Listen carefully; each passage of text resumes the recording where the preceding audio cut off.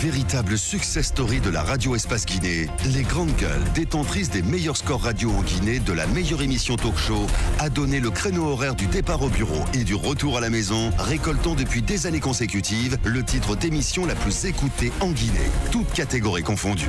Un grand total de plus de 5 millions d'auditeurs ont été fidèles au talk show Les GG, diffusé jour après jour sur toutes les stations du réseau Adafo Média de 9h à 10h30, un exploit qui restera longtemps dans les annales de la bande FM en Guinée. Avec Cheikh Talibi Silla, il faut le dire, ministre de l'énergie et de l'hydraulique, il faut le dire, dans 5 ans, je ferai de la Guinée le pays le plus électrifié de la sous-région, déclarait récemment le président Alpha Condé, qui, dès son avènement au pouvoir, a fait de l'électricité un de ses chantiers prioritaires. Il faut le dire que depuis 8 ans qu'il dirige la Guinée, ce n'est ni la volonté politique, ni les projets qui ont manqué à cet effet. Les investissements faits pour sortir donc la Guinée d'une obscurité quasi endémique, il le dit Titi, et lui offrir une certaine indépendance énergétique se chiffre en milliards de dollars américains. Seulement voilà, à moins de 2 ans de la fin de son passage à la tête de la Guinée, ce rêve caressé par l'actuel locataire du palais Sékou Touria a du mal à se traduire dans la réalité. Et quel est l'état des lieux justement? Nous posons cette question ce matin. Et pourquoi les délestages continuent-ils malgré les investissements massifs dans le secteur? Et qu'est-ce qui empêche une fourniture régulière en eau et en électricité aux populations guinéennes? Quelles sont les perspectives? Cheikh Talibi Silla, ministre de l'énergie et de l'hydraulique, est notre invité ce matin. Mon cher Titi, on continue le débat. Alors ma question, monsieur le ministre, avec vous, c'est justement avant la pause, vous expliquiez, vous reconnaissiez cette période d'étiage dont nous parlons souvent. Vous avez également parlé des visites, mais après ce qu'on vous reproche, c'est ce manque de prévision. Parce que si vous admettez que la période d'étiage viendra, bien évidemment, on attend qu'il y ait des solutions pour que les Guinéens ne sentent pas ces délestages, mais c'est ce qui n'est pas fait. Qu'est-ce qui explique cela? Bon, moi, je ne suis pas tout à fait d'accord avec vous, mais puisque j'ai la possibilité de m'expliquer, je vais le faire. Dire qu'il n'y a pas de prévision, je ne peux pas être d'accord avec ça. J'ai dit bien, quand l'État était en construction, nous avons regardé, on a compris que le productible calculé, il est dans les documents, vous pouvez vérifier. Ça varie entre 30 à 50 mégawatts. Oui. C'est le productible garanti annuel. Compte tenu des installations qui se trouvent ici, compte tenu de l'eau qui se trouve, compte tenu du type de barrage. Alors, c'est pourquoi on a mis 226 mégawatts. Nous sommes partis même vers des producteurs indépendants, signer des contrats pour qu'on puisse compenser ce déficit qui pourrait arriver pendant l'étiage, pendant la saison sèche. Alors, il y a la prévision, il y a les moyens aussi qui sont venus. Mais les travaux ne se font pas en une seconde. Pour installer une centrale thermique, minimum, il vous faut un an et demi. Mais depuis 2015 à maintenant, ça fait quand même plusieurs années. Non, mais vous ne direz pas que depuis 2015 à maintenant, qu'il n'y a pas d'autres centrales qui ont été installées. Mais le problème, c'est que ça qui se trouvent équipées et qui fonctionnent aujourd'hui. C'est qu'on a toujours les crises pendant les périodes mais d'étiage. Oui, parce ça que n'a la pas changé. population de Conakry, de la ligne interconnectée, je vous dis, 41 localités sur cette ligne-là. De Conakry jusqu'à l'Abbé ont été électrifiés. C'est venu se rajouter sur ce qui n'existait pas. Alors pourquoi ça ne marche pas? Mais ça marche. Mais non, monsieur le ministre. Non. Je ne sais pas si vous vivez à Conakry. Mais honnêtement, langage de vérité, c'est ce qu'on demande, monsieur le ministre. Je vais vous dire la vérité, mais quand vous dites que ça ne marche pas, je ne suis pas d'accord. La réalité est là, monsieur le ministre. La population comprend. Mais dire que ça ne marche pas, je ne suis pas d'accord. Ça marche, mais il y a des choses quand même qui, il n'y a pas la satisfaction. C'est pourquoi je dis que je suis fier des travaux réalisés, mais je ne suis pas satisfait parce qu'on n'arrive pas encore à donner de l'électricité comme il le faut. C'est simple, voilà. Mais dire que ça marche pas, c'est une réalité malheureusement, monsieur le ministre. C'est une réalité. Allez-y, Mafoudia. Vous avez donné 2 explications. La première explication, comme quoi il y a une prévision, mais après vous avez parlé de moyens. Comme quoi vous avez prévu, mais vous n'avez pas eu le nécessaire pour réaliser ces prévisions. C'est la première explication. La deuxième, c'est ce manque de contrôle sur la population, le nombre qui explose, les populations qui ont les foyers qui ont de l'électricité, vous ne maîtrisez pas. Ce sont les 2 explications, je ne comprends pas bien. C'est-à-dire, il faut qu'on se comprenne. On va parler en ingénierie. Pour pouvoir dimensionner un ouvrage hydroélectrique, il y a des calculs à faire. Oui. Il y a l'hydrogéologie, la partie technique, et il y a l'évaluation des consommateurs qu'il faut faire. Alors, mais le cas guinéen est un cas spécial. Combien d'années les Guinéens sont restés sans électricité? D'un seul coup, il y a une puissance qui arrive. Je vous dis, quand on a lancé Kaleta, c'était un seul groupe qu'on a lancé. C'était quand? Au mois de mai, le 28 mai. Mais tout connecté avec l'électricité. Mais après, petit à petit, la confiance est revenue vers EDG pour dire, maintenant que j'ai le courant, je vais m'équiper. Je vais acheter des appareils électroménagers. Je vais me mettre un climatiseur, etc. Vous-même, je ne sais pas si c'était exactement venu de vous. Quand Kaleta est venu, vous avez dit que Kaleta a calétalisé Conakry. Tout le monde était content. Mais la consommation augmente. Je vous dis, en 2013, nous étions à 145 MW à la pointe. Aujourd'hui, nous sommes à 367 MW. Ouais, oui. Dans le concret, toujours pour expliquer. Dans le concret, pour expliquer toujours ces délestages que nous connaissons, vous avez révélé tout à l'heure que, à l'issue de votre constat, de votre dernière tournée dans les centrales, vous avez constaté que 40 MW étaient retirés du réseau à Kipé, 40 autres à Kaloum, et plus les 40 de K Énergie. On va aller sur les cas concrets. Comment, par quoi, quelle explication on vous a donné à la centrale de Kaloum pour que justifie le retrait de ces 40 MW du réseau? Et de l'autre côté, Lamine parlait tout à l'heure de défaut de paiement de la part de l'État. Vous avez semblé contredire. Expliquez-nous sur les deux cas. Pourquoi nous avons ce constat aujourd'hui que 80 MW sur le thermique sont retirés du réseau? Donc, pour me rendre compte exactement, en dehors des rapports que je reçois au bureau, j'ai organisé une série de visites. Je suis venu. Vous n'étiez pas au courant? Vous n'étiez pas au courant? Non, je n'étais pas informé. C'est grave. Non, je ne suis pas. C'est très grave. Non, attendez. Non, parce qu'il y a une dégradation incroyable. Une dégradation incroyable. La fourniture du service. Vous êtes ministre de l'énergie, vous n'êtes pas au courant.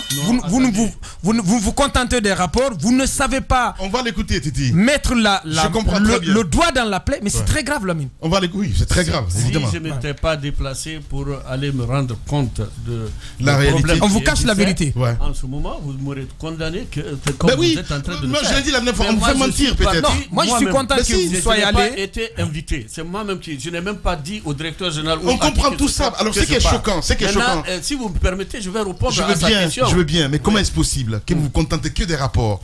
C'est bien que vous partez sur le terrain. C'est vous qui le dites. Mais non, c'est vous qui l'avez dit. De ne pas me contenter des rapports, c'est pourquoi. Vous dites que vous n'étiez pas au courant, monsieur le ministre. Mais ça fait 3 mois qu'il y a la dégradation. Et ce n'est que la dégradation, c'est depuis le mois de décembre, monsieur le ministre. Non, pas exactement. Bien, alors dites-nous, mais depuis quand, alors je pose la question, depuis quand ces 80 MW sont retirés du réseau? Depuis quand? Il y a 2 semaines que la centrale dont je vous parle là, Kaloum 3, moi j'ai renommé ces centrales-là. Quand on me nommait ministre, c'était Tombo 1, Tombo 2, etc. Ce nom ne me plaisait pas. Donc j'ai renommé Kaloum 3. Quand je suis venu, à ma grande surprise, j'ai trouvé que la centrale était arrêtée. J'ai posé des questions, pourquoi cette centrale est arrêtée? Il y avait 2 groupes qui fonctionnaient. Chaque matin, quand je passe, je fais descendre ma vitre pour regarder les fumées. Quand je vois la fumée, je sais que cette centrale fonctionne, je sais que l'autre là ne fonctionne pas. Donc, j'ai trouvé que tous les 4 groupes ne fonctionnent plus. Quelle est la raison? On m'a expliqué. Donc, j'ai dit, la semaine qui suit, puisque c'est la semaine passée, j'ai terminé, je vais convoquer ceux qui ont en charge la gestion de cette centrale. Ils vont m'expliquer. Je suis même allé, s'il faut résilier ces contrats-là, on va le résilier. Donc, 44 MW d'un côté, 40 de GDE, vous dites K Énergie, c'est pour mieux comprendre. Nous disons la centrale de Coronting, pour mieux situer. Donc vous avez 80 MW qui manquent sur le réseau en ce moment. Il va avoir du délestage ou il ne peut pas avoir. C'est quoi l'explication? C'était quoi l'explication à Kaloum 3? Kaloum 3, il y a des groupes qui n'ont pas été révisés comme il le faut. Par la faute de qui? C'est un contrat qui nous lie avec une société qui doit réhabiliter cette centrale-là et mettre en service. Elle est sous le contrôle de AON, elle est exploitée par AON. Et c'est 2, non, c'est pas AON ça. AON, c'est Kipé et Kaloum 1 et 2. Là-bas, ça fonctionne normalement, on n'a pas de problème. On a les 100 MW là-bas. Donc, ici, ça ne fonctionne pas. Donc, on pose la question, Pourquoi ça ne fonctionne pas? Ils vont nous expliquer. S'il faut résilier le contrat, on va résilier et on va trouver une autre solution pour pouvoir réhabiliter ça et mettre sur le réseau au plus vite. Vous n'avez pas encore Non, je n'ai pas tenu la réunion encore parce que le responsable n'était pas sur place. J'ai trouvé seulement les techniciens. Maintenant, l'autre côté, problème, il y a une panne au niveau de la centrale de Corentin. Les bladères qui reçoivent le carburant sont percés. Donc, à l'heure là, ils sont en train de rénover. Dès après ça, ces 40 MW seront sur le réseau. Donc, s'il y a insuffisance de puissance, qu'est-ce qu'on fait? Ils délestent les départs. Il y a plusieurs départs dans la distribution du courant à Conakry. À partir de Mania, Matoto, jusqu'aux autres, jusqu'à Kaloum. Donc, on peut dire, par exemple, le départ de Yataya est coupé de 18h à 0h. Ou bien coupé pendant 2 heures de temps. Imaginez-vous que toute la journée, beaucoup de quartiers n'ont pas d'électricité. Et on met l'ensemble là. Le réseau ne répond pas encore totalement. La réhabilitation n'est pas complète. Donc, il y a des parties qui ne peuvent pas tenir. Les transformateurs ne tiennent pas. Mais quand 1 heure, 2 heures de temps passent, ceux qui se sont branchés vite là, on prenne la charge, quoi. On appelle ça le seuil de démarrage, le seuil de consommation. Après quelques temps, ça se stabilise. Les autres aussi commencent à avoir. Le système, il est calé comme ça aujourd'hui. La journée, on est obligé de délester certains départs. La nuit, chercher à donner à tout le monde le courant jusqu'au matin. En attendant que ces puissances qu'on a perdues à Kaloum et à la centrale de Corentin puissent être rétablies, nous gérons le stock d'eau de Garafiri. Parce qu'il ne faut pas vider. Je suis obligé de vous dire qu'au mois de septembre, l'année dernière, c'est seulement au mois de septembre que le barrage a déversé. Il n'y avait pas d'eau. On était obligé de fermer, d'arrêter Garafiri pour faire fonctionner seulement Kaleta. Et c'est Kaleta qui a tenu pendant 2 mois pour que Garafiri puisse remonter à la côte 350 mètres. Donc il y a des efforts qui sont là. Mais il y a des difficultés, il faut le dire. Et les solutions aussi, ce n'est pas qu'on oublie qu'il y a des difficultés. Il y en a. Mais on est en train de se battre pour trouver les solutions. Vous avez la centrale en devers Tipawa qui se trouve à la tannerie là. Nous, dans notre prévision, c'était de mettre cette centrale-là en service en 2018 pour pallier à ce que nous connaissons aujourd'hui. Non seulement on ne l'a pas en 2018, les 50 MW, mais on a 2 centrales encore en panne. Donc imaginez-vous, 44 par là, 40 de l'autre côté, 84 plus les 50, ça vous fait 134 MW qu'on devrait mettre en ce moment sur le réseau. On n'en a pas. Donc vous avez échoué à mettre en place votre plan de prévision? Non, je ne dirais pas que c'est un échec, je vais dire que c'est un problème de temps de réalisation. Mais qu'est-ce qui explique ce problème de temps de réalisation? Non, toute activité est planifiée dans le temps et dans votre espace. Alors, il peut y avoir des données que nous ne maîtrisons pas. Quand je prends le cas de Tipawa, par exemple, c'est le problème de l'environnement. Les Américains sont très stricts sur la gestion environnementale et sociale. Puisque c'est une centrale au centre des populations, au beau milieu des populations, il a fallu une étude forte pour pouvoir voir quel est le taux de pollution que cette centrale peut dégager pour ne pas nuire aux populations de Yimbaya et environnant. Est-ce que tous ces risques-là ont été pris en compte? Après la visite que j'ai eu à effectuer, j'ai vu la nouvelle technique utilisée et la hauteur de tuyau d'échappement qui fait 34 mètres peut évacuer ces pollutions-là un peu plus loin, mettre à très faible niveau, parce qu'il y a un produit spécial qu'ils utilisent pour diminuer le taux de pollution au gaz à effet de serre. Voilà, monsieur Cheikh Talibi Silla, ministre de l'Énergie, notre invité ce matin. Allez-y, mon cher Jacques. Ce site, quand même, a abrité par le passé des installations d'une autre société, je crois que c'était K Énergie, qui Agreco, qui n'a donc pas donné de très bons résultats. Vous allez peut-être nous permettre de comprendre ce qui n'a pas marché et puis nous dire qu'est-ce qui fait souvent que que vous finissez disons à l'étape de la signature des contrats, que tout se passe bien, maintenant dans la mise en œuvre, à chaque fois il y a des problèmes. Parce que tout ce que vous expliquez là, ce sont... Je vais rappeler, vous parlez de... Agreco. Pourquoi les machines ont été démontées? Des grandes gueules. Pour 50 MW. Mais si je vous explique ce que ça fait, ça faisait 150 000 litres par jour de consommation. Parfois, les 50 MW n'étaient pas produits. Et le coût était tellement élevé que j'étais obligé de leur demander d'arrêter. Parce qu'on ne pouvait pas supporter.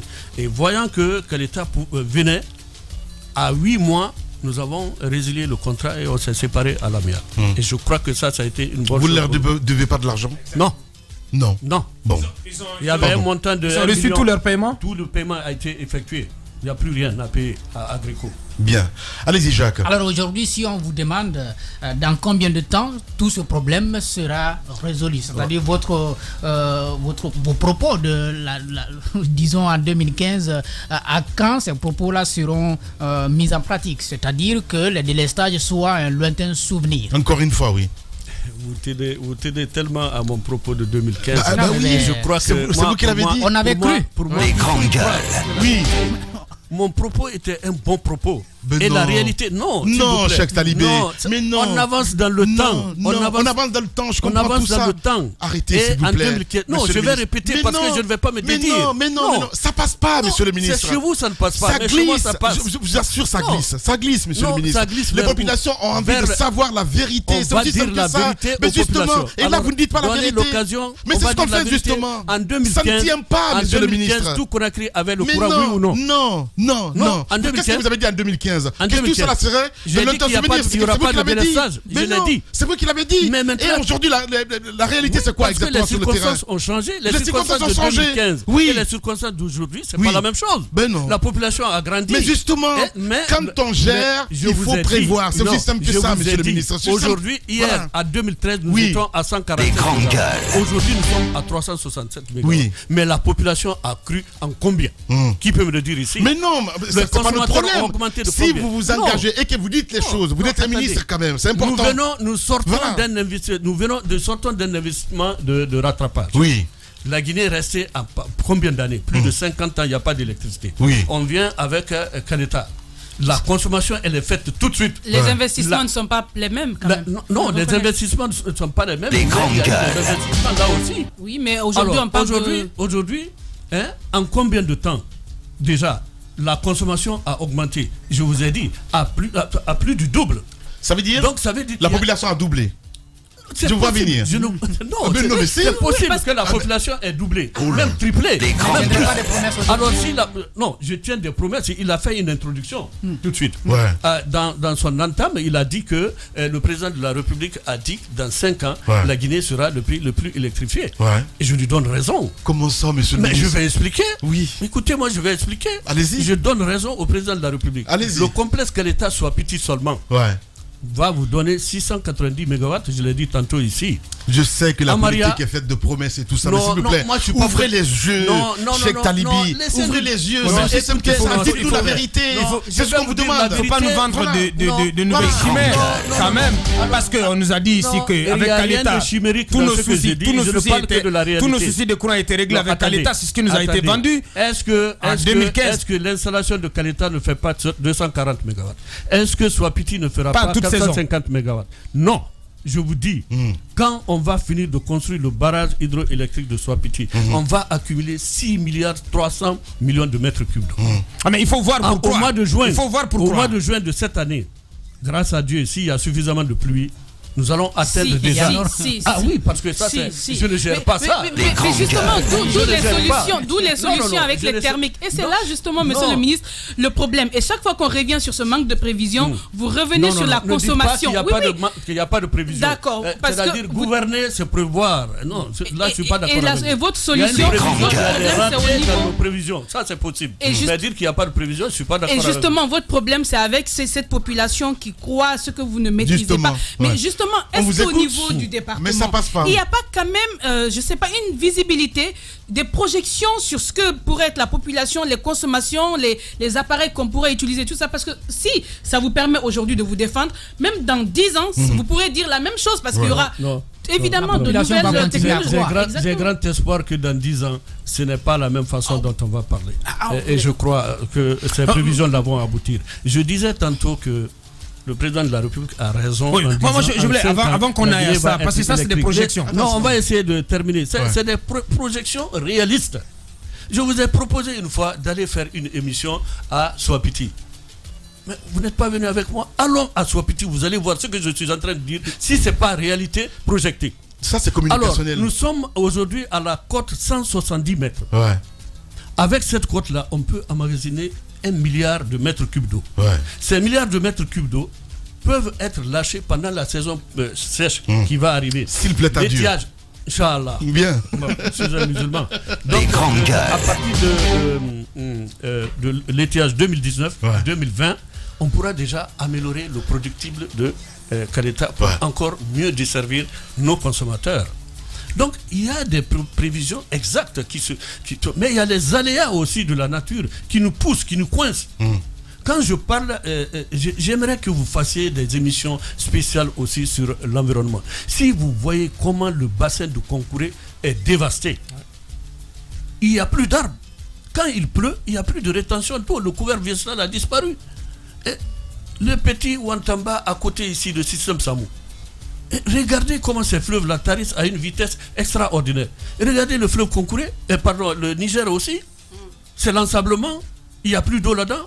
Bien. Donc, essayons de travailler sur ça aussi pour sensibiliser la population afin qu'on arrête nos activités anthropiques dans les bassins de ces fleuves-là. Bien. Pour maintenir de l'eau. Cheikh Talibi Silla, notre invité ce matin. Je voulais en venir à la distribution de l'électricité. On était sur la production. Vous avez expliqué les difficultés, les manques à gagner à ce niveau. Et il y a la distribution donc, qui est effectuée, qui est gérée, confiée à EDG. Oui. Et parlons d'EDG justement. Récemment, le président de la République disait qu'il était déçu. Il n'était pas satisfait de la gestion de Veolia. Et vous, quand on vous a eu récemment, vous étiez à une inauguration, vous avez semblé aller dans le même sens. Sauf que dans le plus concret, quelle est la réalité de cette gestion? D'abord, vous allez commencer par me dire c'était quoi les contours du contrat, le contrat confié à Veolia, et quelle est aujourd'hui l'évaluation que vous faites de l'exécution de ce contrat? Le contrat de Veolia a été signé dans un programme de redressement du secteur de l'énergie. Ouais. Il y a eu un diagnostic qui a été fait, il y a eu les dysfonctionnements qui ont été établis, et la décision qui a été prise de recruter un professionnel pour pouvoir nous aider à redresser le secteur de l'énergie. Pour 4 ans. Mais, comme vous le savez, parfois même quand vous m'attaquez, je me fâche. Je dis, mais pourquoi vous n'attaquez pas EDG? Moi, je suis le ministre, je ne suis pas l'exploitant. Ben si. Voilà, moi je prévois, j'exécute. Ouais. Mais je ne gère pas EDG. C'est ça la vérité aussi, qu'il faut se dire. Donc quand il y a des problèmes, souvent il faut s'adresser à EDG. Mais vous êtes la tutelle? Oui, je suis la tutelle. Justement. Mais ils ont les meilleurs chiffres que moi. Ils ont les meilleurs chiffres. Vous devez avoir tous les chiffres, monsieur le ministre. Non, je les ai. C'est pourquoi je me permets de vous dire certains chiffres ici, sans même hésiter. Ouais. Bien. Donc ça c'est Veolia, c'est un échec? Non, je ne peux pas dire 100% échec. Il n'y a pas une activité comme telle qui peut être 100% un échec. Il y a des échecs. Je suis d'accord. Je l'ai dit la dernière fois au lancement des travaux du poste de l'INSAN. Je déplore les activités de EDG dans le domaine commercial. Et pour pouvoir mieux gérer et exploiter, avoir du cash flow dans la trésorerie de EDG, il faut aller vers la clientèle. Il faut sensibiliser cette clientèle. Il faut éliminer du réseau tous les branchements illicites qui consomment sans payer. Ils ne sont même pas connus. Ils ne sont même pas facturés. À plus forte raison de les demander de payer. Travailler sur la ligne, techniquement, il faut travailler sur la ligne moins tension et basse tension. On a plus de 40% de perte d'énergie sur ces lignes-là. Donc si ces lignes-là sont maîtrisées, les postes de transformation sont maîtrisés, nous allons pouvoir récupérer sur ces 40%-là qui vont aller vers les consommateurs, qui peut aussi améliorer la desserte. Mais ce que j'ai constaté, c'est l'attentisme. Puisque c'est un financement qui se trouve là, dans le cadre du programme de redressement du secteur de l'énergie, EDG, ils attendent que les financements arrivent pour pouvoir travailler. Étant donné qu'un exploitant ne doit pas dormir, il doit avoir le réflexe de l'exploitant pour pouvoir mieux gérer sa clientèle. Mais malheureusement, ce n'est pas ce cas que j'ai vu. Mais quand on prend la partie technique, il y a des améliorations. Mais là aussi, on peut dire parce que Kaleta est venu. C'est ça qui a permis aussi d'améliorer la desserte. Mais il y a ce que je peux féliciter Veolia sur quoi? C'est la sécurisation des revenus. Les revenus de EDG. Mais que Veolia n'a pas pu accroître. Parce que Veolia n'a pas pu justement booster le parc clientèle. Le parc clientèle qui ne dépasse pas 200 000 abonnés à EDG. Non, ils sont aux environs maintenant de 400 000. C'est quand même sur une population de 10 millions ou 15 millions d'habitants, c'est quand même insuffisant. Il y a eu tellement de tâtonnements, monsieur le ministre, avec les lampes économiques, le post-paiement et tout ce qui s'ensuit. Les compteurs prépayés. C'est comme s'il n'y avait pas eu de prévision. C'est comme si Veolia c'était du pilotage à vue. Donc voilà, moi, d'une façon ramassée, ce que je constate dans ce contrat-là. Mais il y a quand même une ouverture. La suite, au moment où je vous parle, on a déjà recruté un consultant qui est en train de faire l'étude diagnostic pour savoir le contrat Veolia.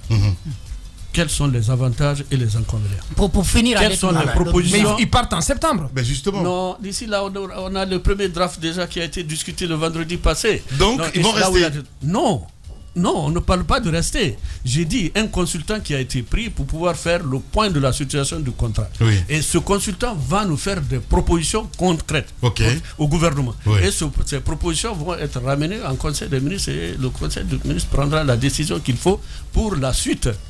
Alors, le regard des ministres, aujourd'hui, je crois, dans le contrat, il était question aussi d'améliorer le réseau des distributions. Vous allez réagir tout à l'heure parce que souvent, on enregistre ces incendies à travers la capitale et souvent, c'est le réseau de distribution qui est pointé du doigt. Et l'autre aspect, je crois, il était question aussi pour Veolia de préparer les Guinéens à assurer la relève. Est-ce qu'aujourd'hui, on est sûr d'avoir des compétences parmi le personnel DDG à pouvoir continuer, n'est-ce pas, à vendre le courant? Ça aussi, c'est un des grands défauts du contrat. Il était question de former les cadres de EDG pour la relève. Oui. Malheureusement, le groupe Veolia, les 8 directeurs qui sont venus de Veolia, même les réunions, les comités de direction, ils le font entre eux. Les Guinéens n'ont jamais été. Donc il n'y a pas eu d'obligation en fait de ce côté-là? Non, il y a des obligations qui n'ont pas été respectées. Ok, d'accord. Donc ça aussi, ça fait partie de l'évaluation de la note qu'on va attribuer à Veolia en Guinée. Ouais. Et maintenant, du point de vue du réseau, il faut reconnaître quand même ce qui est fait. Je ne dis pas que tout est bien fait, mais il y en a. Si vous prenez la commune de Ratoma aujourd'hui, la commune là est totalement réhabilitée en réseau. Vous allez voir